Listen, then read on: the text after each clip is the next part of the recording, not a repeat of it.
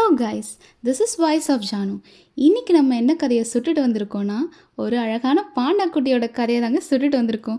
வீடியோக்குள்ளே போகிறதுக்கு முன்னாடி நம்ம சேனலை ஒரு சப்ஸ்கிரைப் பண்ணிவிடுங்க, லைக் பண்ணிவிடுங்க.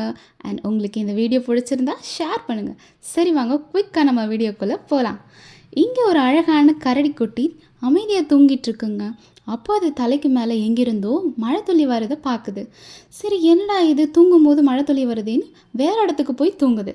அங்கேயும் அந்த மழை துளி அவனை ஃபாலோ பண்ணிகிட்டே போய் அவன் தலையிலே விழுகிறான்.